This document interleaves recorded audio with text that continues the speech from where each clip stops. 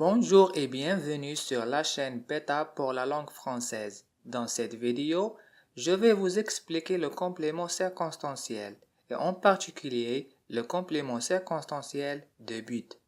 Ensuite, nous allons découvrir tout ensemble les formes de complément circonstanciel de but. On commence notre leçon par la phrase suivante.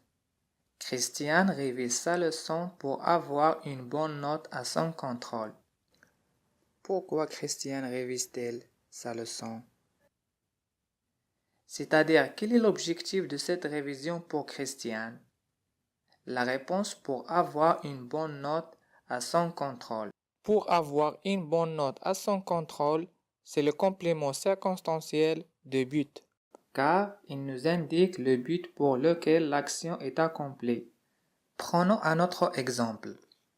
Roger travaille toute la nuit de peur d'échouer à son examen. Pourquoi Roger travaille-t-il toute la nuit? C'est-à-dire, quel est l'objectif qui pousse Roger à travailler toute la nuit? La réponse de peur d'échouer à son examen.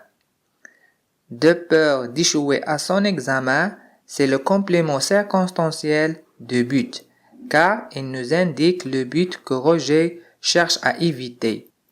Pour identifier le complément circonstanciel de but dans la phrase, il suffit de poser la question « Pourquoi » ou « Dans quel but ?» Prenez un exemple. Mon oncle regarde le match pour le plaisir. Pour trouver le complément circonstanciel de but dans la phrase, il faut poser la question suivante. Pourquoi mon oncle regarde-t-il le match? Ou on peut dire aussi, dans quel but mon oncle regarde-t-il le match? La réponse, pour le plaisir. Pour le plaisir, c'est le complément circonstanciel de but puisqu'il nous donne des informations sur le but pour lequel mon oncle regarde le match. Le complément circonstanciel de but est souvent introduit par les prépositions suivantes. Pour, afin de, en vue de peur de crainte de. Le complément circonstanciel de but exprime soit le but que l'on cherche à atteindre en utilisant les prépositions pour, afin de, en vue de, soit le but que l'on cherche à éviter en utilisant les prépositions de peur de crainte de. Regardez les trois exemples suivants. Daniel s'entraîne tous les jours pour gagner la course. Daniel s'entraîne tous les jours afin de gagner la course. Daniel s'entraîne tous les jours en vue de gagner la course.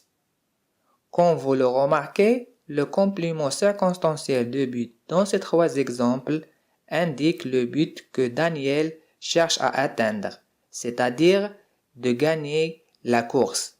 Prenez d'autres exemples. Jacqueline se dépêche de peur d'arriver en retard.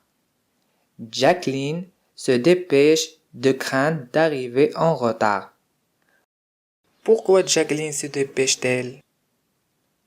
La réponse, de peur d'arriver en retard ou de crainte d'arriver en retard. Le complément circonstanciel de but dans ces exemples indique le but que Jacqueline cherche à éviter, c'est-à-dire Jacqueline cherche à éviter d'arriver en retard.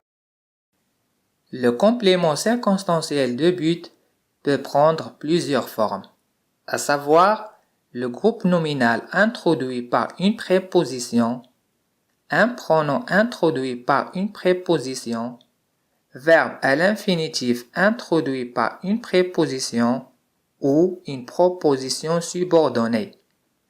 Voilà le premier exemple. Il s'entraîne en vue des examens. Pourquoi s'entraîne-t-il? La réponse, en vue des examens.